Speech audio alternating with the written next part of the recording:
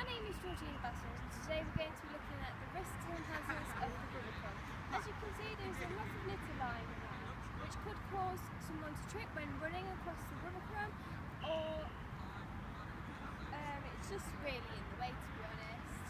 The probability of someone tripping over is 1 out of 3. The severity of this would be a 1 out of 3, giving it an overall score of 2 out of 3. To prevent this hazard, we could put more bins around the rubber crumb, or we could also put signs around saying, please put your litter in the designated bins. Hello.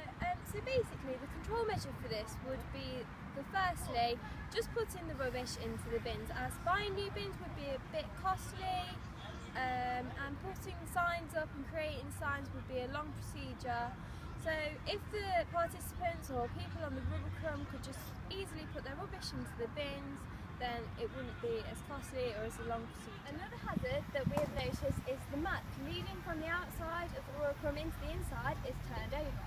This could be a hazard for people in wheelchairs because they cannot access it, or young people, so infants, they may trip, or even other participants entering the rubber crumb.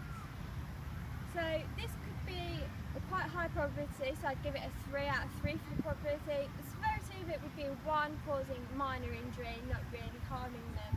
But a way to stop this, we could make sure when the coach or the leader is entering the rubber crumb, the mat is pulled out properly. And secondly, if that does not happen, we could perhaps nail it down. But just making sure when you're coming on that it's turned out properly, it'll be a lot quicker procedure. Another hazard would be the equipment being left out from previous athletes or participants on the rubber crumb. We would firstly educate the participants when coming on that it is not safe to be leaving their equipment left on the rubber crumb. It is not safe as it could cause participants to trip over or spectators to trip over, which could cause them a minor injury. So the probability of this happening would be a 2 out of 3, the severity would be about a 1 out of 3, giving it the overall score of 3 out of 6. To control this measure, when the participants come on, we would ensure them and make sure they have a clear understanding that they need to put the equipment away once it's being used on the rubber crumb. Secondly, if they were not to follow this procedure, we could follow some actions, so we left the equipment out, we'll have to stay behind and do other jobs like maybe putting litter in the bins, just so they get a clear understanding that it is a risk and they need to be putting their equipment away. Another hazard or a risk is the tram line at the edge of the pitch for the rubber crumb. As you can see, it's quite close to the fence on the edge of the rubber crumb. This could be a hazard as when participants are running across the rubber crumb, they could quite easily run into the fence, causing them short-term injury, but could be quite shocking. I'd say the severity of this would be a 1 out of 3. The probability of it happening would also be a 1 out of 3, giving it a total of 2 out of 6.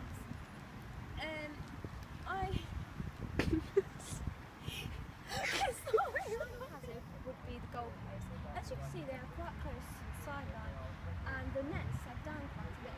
So firstly, as they are quite close to the sideline, participants or athletes may run into them when training or playing on the rubber crumb.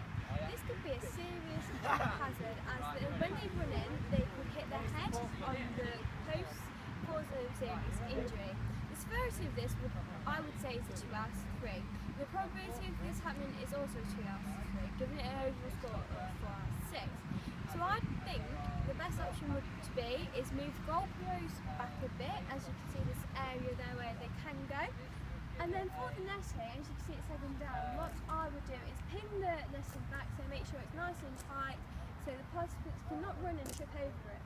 The netting sagging would be a 2 out of 3 for severity, as they may trip over it and their foot could get stuck and they may not be able to get out. The probability of this happening would be a 1 out of 3. The control measure for the netting obviously is just putting it back, and the goalpost just putting them further back so participants don't run. Hazard in the inside facility would be the plug sockets. As you can see, that one is not covered. This could cause electrocution. For instance, if a little child was coming into the sports hall to do family activities, they could put their fingers into the plug sockets. So the probability of this happening would be a 1 out of 3. The severity would be a 3 out of 3, as it could cause electrocution and could be very serious.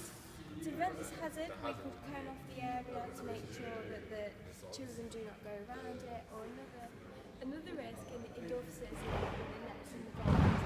As you can see, they are quite saggy, and when participants are playing in the indoor facility, they may run into the net and trip over. A way to prevent this would be to pin the nets back so they won't saggy anymore. The probability of causing injury to participants would be a 1 out of 3, and the severity of this would be a 1 out of 3 because it only causes minor injuries. So as I said, just pin the nets back to control this risk, and hopefully there won't be any injuries. My final risk for the indoor facility would be the benches. As you see, this bench is slightly pulled away from the wall.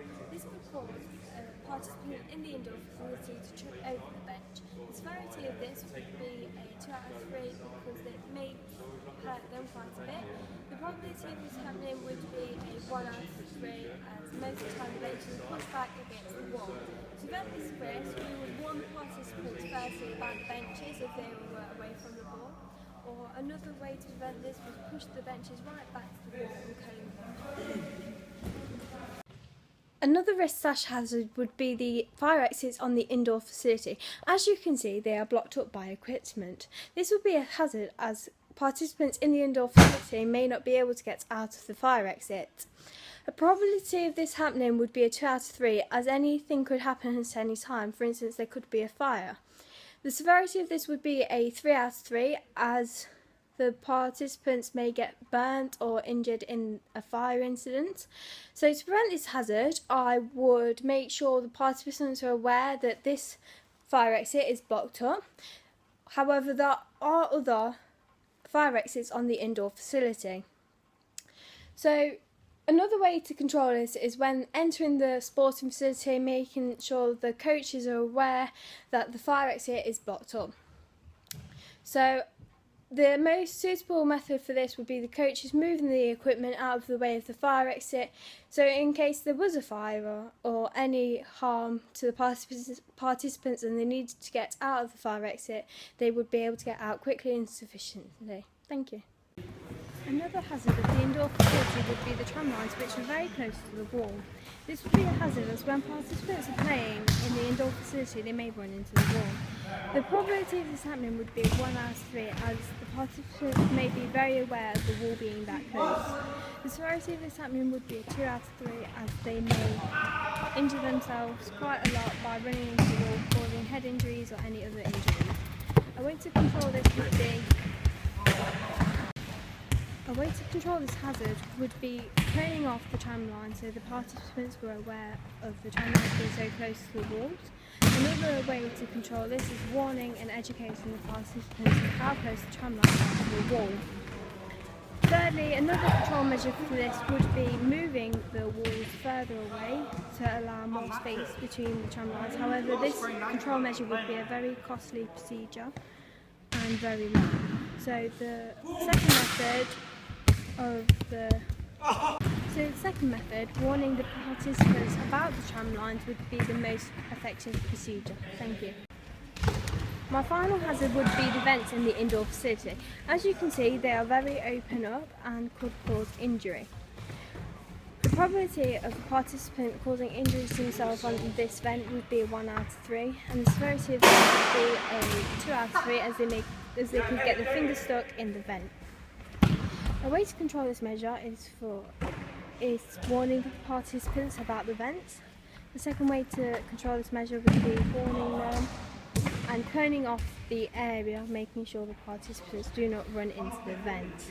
I think the second method would be the most effective procedure, as they will not run near the vents then. Thank you.